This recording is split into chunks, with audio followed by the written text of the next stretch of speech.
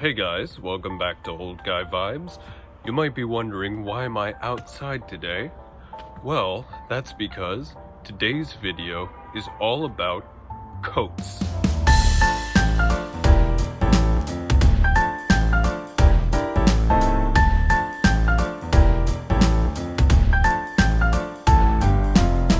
Now, I'm not actually going to film this video outside. I was just doing that for the introduction. But I'm going to talk today about the different types of coats that you can find in the Victorian period. Now, of course, it's a broad period to talk about, and there's a lot of changes that happen along the way. And we will go over that, but that means I can't go into much detail about how individual coats changed themselves. Instead, I'll just be going over the different types of coats that there were. And if you guys want me to do a change of male silhouette over the stretch of the Victorian period, I can do that too, but that will have to be a separate video. So this video, I'm gonna have to split into two parts. The first part being about outerwear, overcoats, and the second part being about casual coats.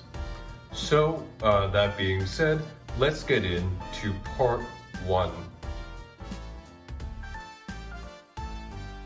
So first things first, the coat I'm wearing now is not a historically accurate coat, and it's actually pretty modern. What it is just a naval issue bridge coat or officer's coat. That aside, you can't talk about old-fashioned overcoats without mentioning the greatcoat. Now, the greatcoat is a classic type of weatherwear, weatherproof overcoat, that sort of thing.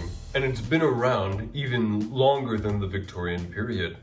And it's actually a very 18th century type of outer garment as well. Now, what a greatcoat is it's a heavy wool coat, kind of like the one I'm wearing now, with shoulder layering. So that means it has cape layers on just the shoulders, and it can have just one layer or it can have multiple layers covering the shoulders, and this is just for extra warmth and weather protection. And now these coats, if you wanted extra protection against the rain and the snow, you could oil treat them or wax treat them to make them more water resistant. The only problem was greatcoats were very heavy and cumbersome to wear, which that made them very unlikable and impractical and in need of alteration and replacement. Now, in England, a man named James Syme came up with an idea of how to make rubber and how to apply rubber or to rubberize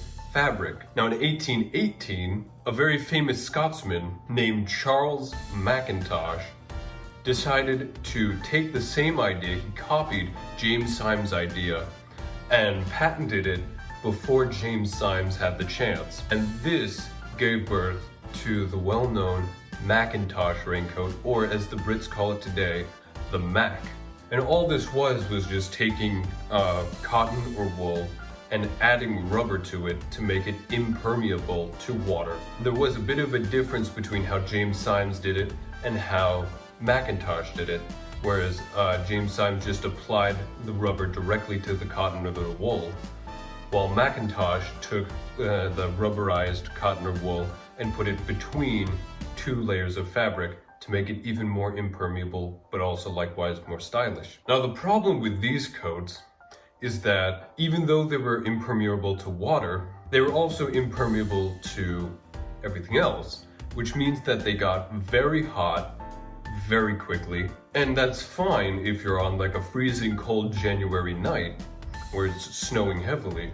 However, if it's a rainy day in, say, July at noon, you're gonna have a bit of an issue. That issue being the coat had a tendency to, one, overheat, and two, melt in hot weather. And of course, you don't want your rainwear, your protective coat, to be melting on you when you're wearing it. Now, in 1830, Charles Mackintosh merged his company with Thomas Hancock. And what they did was they just tried better to fix these issues with the original Mackintosh raincoat. The way that they fixed it is by doing the same thing that Mackintosh did to make his coat in the first place, by patenting somebody else's idea. So in America, a gentleman named Charles Goodyear, and you might recognize that name from today's tire company. But this gentleman, Charles Goodyear, came up with an idea for a better way to make vulcanized rubber. And this rubber was just all around better and would fix the problems that were so abundant in the Macintosh raincoat.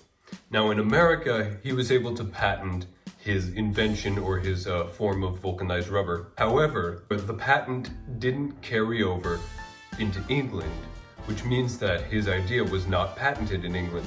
So Charles Macintosh and Thomas Hancock were able to take Charles Goodyear's idea and then patent it themselves in England, and in doing so they were able to fix most of the issues that they were having with their original Macintosh raincoat.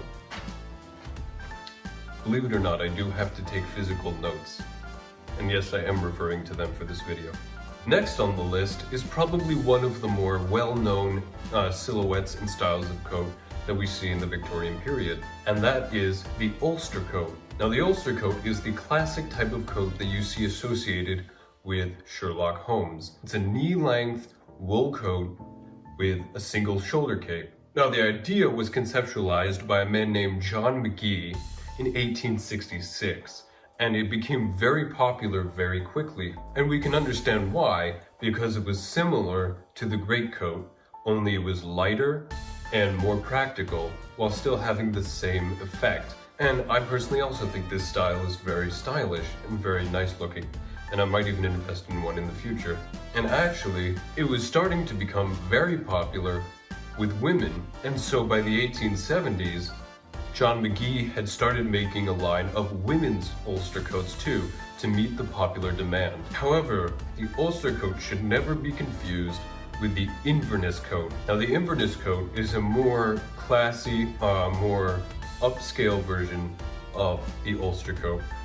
The biggest and more noticeable difference being that the Ulster coat has a shoulder cape that ends just above the elbow, while the Inverness coat has a shoulder cape that reaches all the way down to the wrist. So you'll get more protection with an Inverness coat, but it is more of a classy style of coat and a much later style in the Victorian period. Now lastly on our part 1 list, we have the duster. Now the duster was commonly associated with the Old West, the 1870s, 80s, and 90s sort of thing. You know, cowboys out in the dusty West.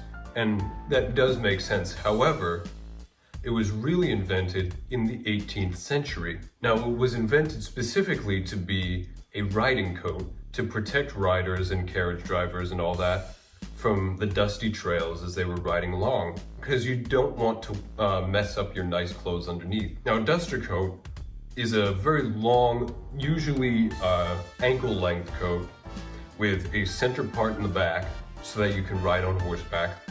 And it's usually made of canvas, and canvas, usually made of cotton or hemp, is a very strong, sturdy, practical material. So unlike the other coats that we mentioned so far, the duster is more so a practical coat than it is a fashionable coat. And though it can be fashionable, and especially today, some people do consider that style fashionable, it's more like the modern day Carhartt jacket, where it's not meant to look good, but it is meant to be very functional. These dusters, even though they were made of canvas, they were still permeable to wet conditions. The dust might not have gotten through, but the rain could. And so sometimes they would treat their dusters with oil and later wax. Now I know I sort of stereotyped when I was saying that we now associate it with cowboys in the West, but that really was the case. Out in the West, it's really dusty and dry, and you need something long and tough, but not too heavy and cumbersome to protect your nice clothing from the dust. And it was a very formal period, regardless of where you lived in the country. So even if you lived out West, you would want to wear nice clothing if you could afford it, and if you were able to. If you did wear nice clothing in the West, it would be nice to have a duster to cover it up. So it is very much a more Western style of clothing. That being said, this is the end of part 1. In the next part, we will discuss more of the casual coats that can be seen throughout the Victorian period. Part 2, casual coats. Now, of course, we can't talk about casual men's coats in the Victorian period without talking about the frock coat. Now, the frock coat was really the staple, the primary, the most common coat for men to wear in the Victorian period. We see it all the way from the Regency era through to the Edwardian era, worn by all types of people. Now, where did the frock coat get its start? Well, it really began and started coming about in the mid to late Regency era. So around between 1815 and 1820 is when it started to pop up. Now, of course, in the Regency period, the tailcoat is still the most common and popular coat. However, by the 1830s, the frock coat did start to gain more prominence, and especially by the 1840s, it became the staple coat of the men's outfit. Now, of course, throughout the entirety of the Victorian period, the silhouette and the style of the frock coat did change immensely, and I'm not going to go into too much detail with the changing of the silhouette. That will be put off for a later video. Now, as I mentioned, in the Regency period, the tailcoat was the popular type of coat. Well, that doesn't mean that in the Victorian period it disappeared because the frock coat came about. Of course, things take time to change. So in the early Victorian period and even into the mid-Victorian period, some men did still wear tailcoats. If you were an older man who had a harder time keeping up with the modern trends, you might still wear your tailcoat. Or if you were a poorer man who couldn't afford to keep up with the changing fashion trends, you might hold on to your tailcoat because it's more financially practical and it still does its job. But at the same time, even in the 1840s, there was still a popular way to wear tailcoats and cutaway coats. That being, in some fashion plates, we see men wearing tailcoats underneath their frock coats. And this is not the most prominent style, but it just shows that tailcoats were still worn even by some of the more fashionable gentlemen. Now, next on our list, we have the morning coat.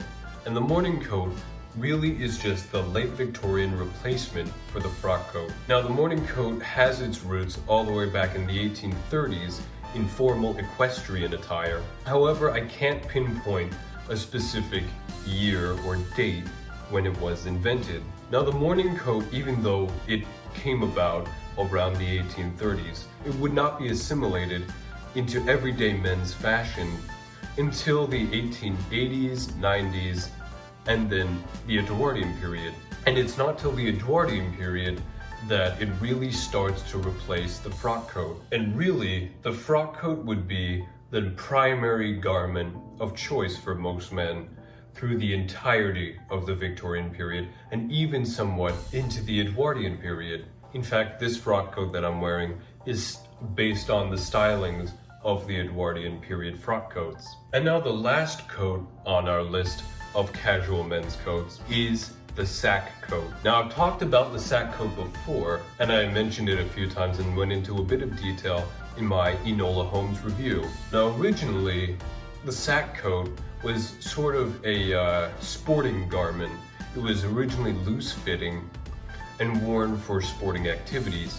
However, by the 1860s, it started to have a tighter fit and a nicer silhouette and was starting to become assimilated into casual men's wear. Now, by the 1870s, even though the frock coat was still really dominant and popular, the sack coat had become a staple of middle and working class men's fashion. And the sack coat was really a unifying garment. Even though it was most popular in the middle class, it was worn by a wide variety of men. It could be worn by poorer men if they were able to afford a new coat to keep up with the times, but it could be also worn by upper class men who were trying to keep up with the fashion trends. And the sack coat really was the start of the modern era in men's wear. Because as I've said in previous videos, men tended to wear 3 different colors with their 3-piece suits. You would always have a different colored vest from your jacket and a different colored pair of trousers from your jacket and vest. However, when you wore a sack suit, you would often wear it as a matching suit. So your pants and your coat would match, and even your vest might match the rest of your suit, although this was not a requirement. So I personally think that the sack suit was the start of the modern age of menswear. And of course, by the end of the Victorian period into the Edwardian period, the sack suit would go away and be replaced by more modern types of coats. However, it would still remain prominent for most of the Victorian period, and it's not till the Edwardian period that it really goes out of fashion completely. And that is the end of our part 2 list of men's casual coats in the Victorian period. Now, of course, there were more types of coats that existed, especially if we compare evening wear to day wear. But I don't want this video to take a million years, both to make, to watch, and to produce. So we're gonna cut it short here. Thanks for watching this video. I hope you enjoyed it, and I hope it's up to your standards. Please make sure to hit the like button, subscribe, ring the notification bell, share this video so that I can reach a broader audience, you know, all that jazz.